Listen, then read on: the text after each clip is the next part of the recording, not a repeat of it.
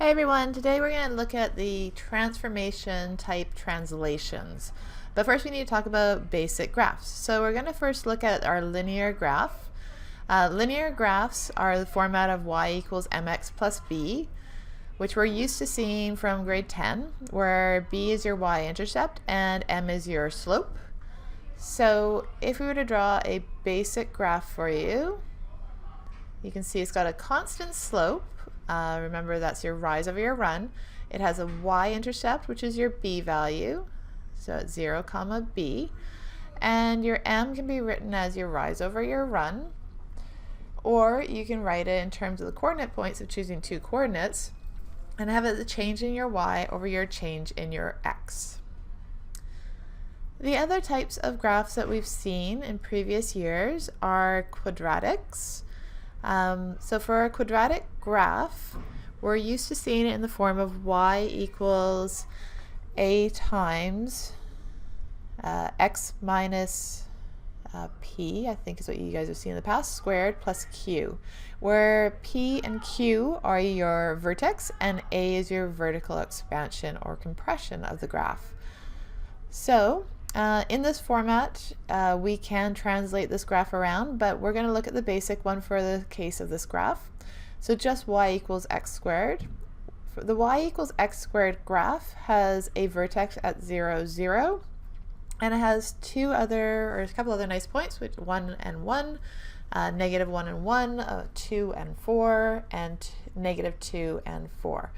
Now, last year you talked about how A actually did vertical expansions and compressions on this graph, as well as the vertex P and Q is actually your horizontal and your vertical translations that we're going to be talking about in this unit. The next type of graph that we're going to look at after we look at quadratics will be absolute values. An absolute value has a flat, bracket, like so. The straight lines basically represent that whatever value is calculated inside the brackets, when we remove the brackets, the whole value becomes a positive value. So if I plug in negative 2 and remove the absolute value brackets, the output will be 2. As a result, it looks very similar to a linear graph. Any positive value that you put in will output the exact same positive value out.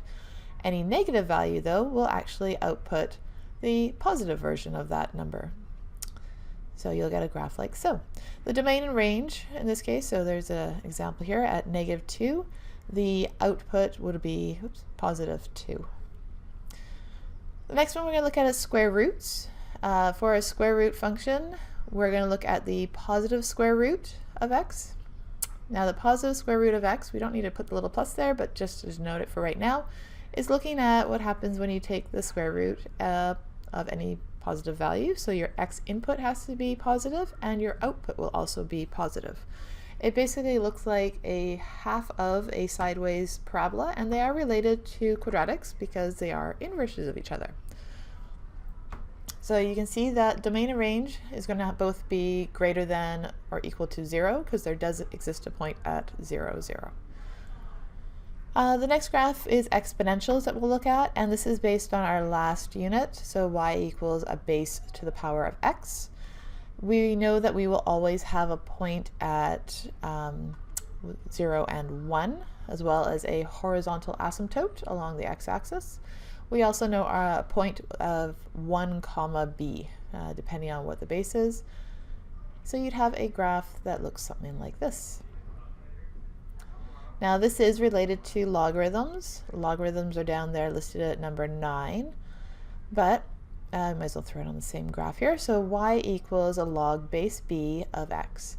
So same idea, you will have a point at 0 and 1. You will also have a vertical asymptote this time, and you would have a point at b comma 1 based on whatever the base may be for that particular graph.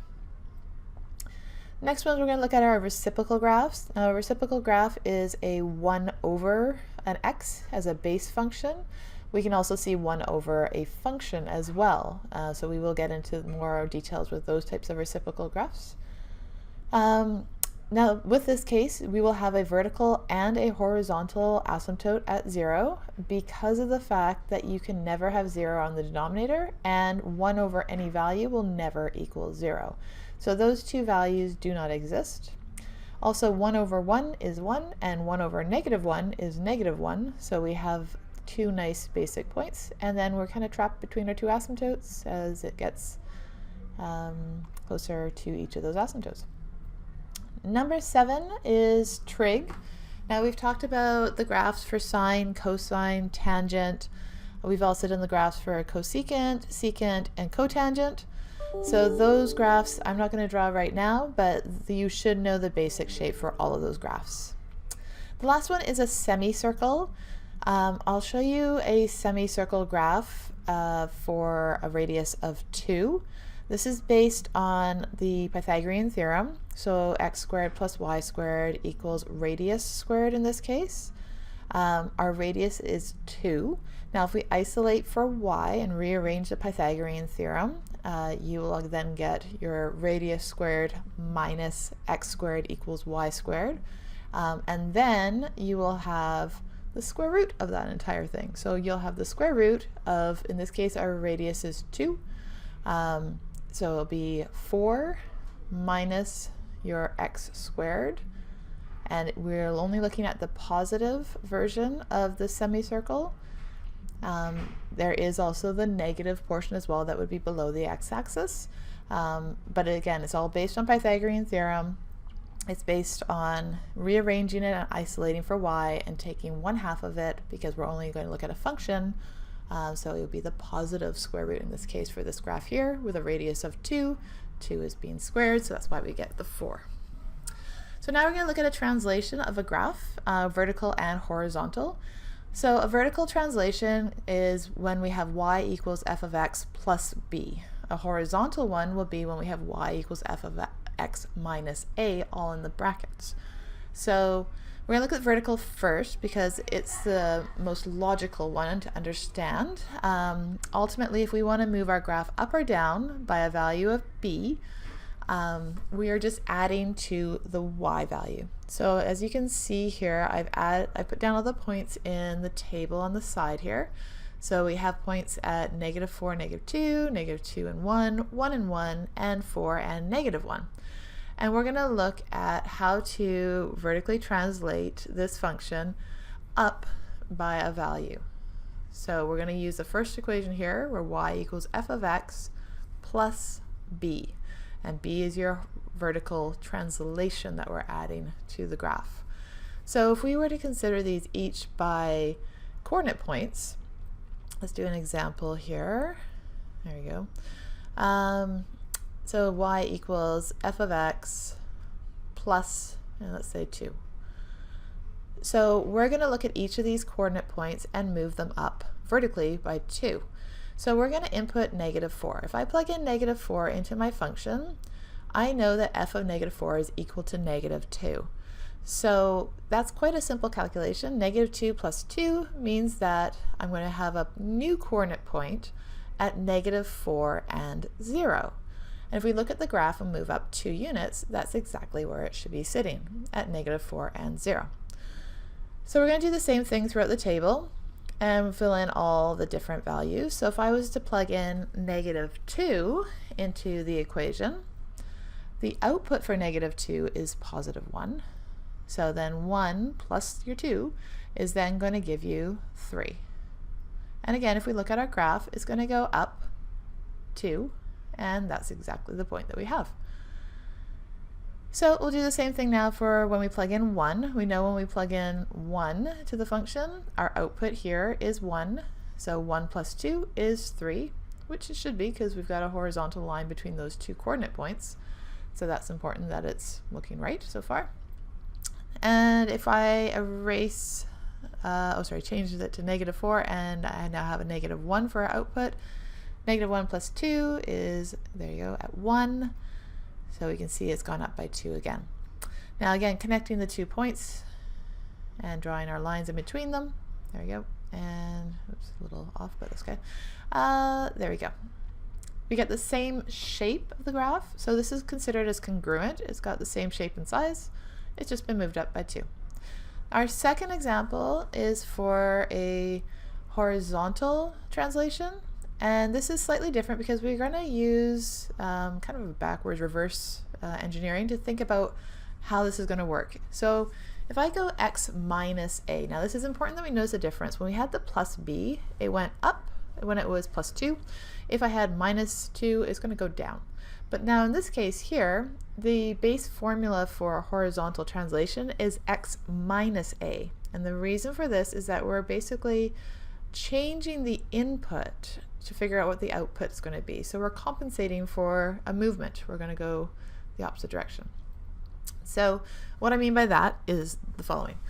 If we were to look at our coordinate points that we have, and we look at it in terms of this function, we're going to look first of all at when x is negative 4 and y is negative 2. So we have this equation here. We know that is true. Now what we want to do is say, okay, well, we know when the output's negative 2, we want to now translate it. So we're going to write negative 2 is equal to something minus 4 based on our translation. So what would have to go as our input to ensure that we get negative 4 as our input overall to get negative 2 as an output? Well, if I plug in 0, 0 minus 4 will give me negative 4. I know that f of negative 4 is negative 2. So this is true. So as a result, we're going to write a new table here. So when I plug in 0, I will get negative 2. Now, if we look at this point here that we were manipulating, ultimately, if I move it over 4 units, I get that coordinate of 0, negative 2. So I have done a horizontal translation to the right 4 units. So same idea, we're now going to look at the next coordinate point. And the next coordinate point, oops, I didn't erase that one. The next coordinate point has an output of 1 and an input of negative 2. So we know the output's going to be the same of 1. But what is going to have to be our new input when we subtract 4 so we get negative 2? So in order to do that, we'll get 2. 2 minus 4 is going to be negative 2. F of negative 2 is 1. So now I have another coordinate point of 2 and 1. So if we look at our coordinate points here, we're going to move the negative 2 and 1 coordinate point over 4. 1, 2, 3, and 4. There we go. And there's our new coordinate point of 2 and 1. If we join the lines again, the shape is going to become congruent. It's not going to change the size or the shape of the graph. It's just going to change the location of the graph. So again, we're going to go through the same process. Now we have another point at 1 and 1, input of 1, output of 1. So again, how are we going to look at a number when I subtract 4 that's going to give me 1 so that f of 1 will then retain the 1 value? Well, in order to do that, 5 minus 4 will give me 1.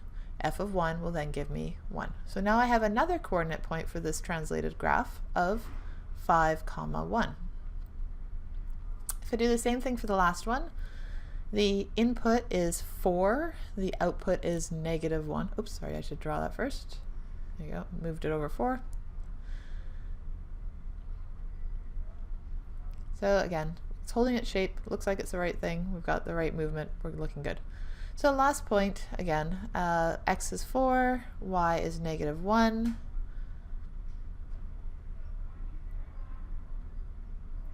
And we want it to have an input of 4. We've got something minus 4, so as a result, we're going to have 8 minus 4. 8 minus 4 will give us an input of 4. F of 4 then gives us negative 1. So that would be our next point. And again, if we look at counting over to 8 and negative 1, there we go. We've now translated the entire graph over 4 units to the right. So the minus a is important because it will compensate for the movement of what's happening inside of the function before you get to the output. So sign does matter significantly. So just to summarize this a little bit, if we have a horizontal translation, it's going to be x minus a inside of the function. When we have a vertical, it's going to be f of x plus b outside of the function. So when it's subtracting a inside of the f of x, then you're going to the right. When it's add a, it's going to the left. So If we have the base function of y equals x squared and we translate it up 4 units, this is going to be our function x squared plus our b value of 4 units. If we look at going down 4 units, it's still going to be a vertical, so it's going to be a plus b, but now we're going to go down, so it's going to be x squared minus 6. So that way we go down 6, here we're going to go up 4, and so it retains the same sign as in the equation. If we translate 2 units to the right, it's going to be within the function. So our function is being squared for both of the next 2 examples. The difference is the direction. So if we're going to be going to the right 2 units, it's going to be x minus 2 to compensate the movement. And where it goes left 3 units, it's going to be x plus 3. So this one is going left 3 units. This one's going to go right 2 units. You can think about it also as x minus negative 3 for its movement, if that helps you. But again, it's within the function, and that is it.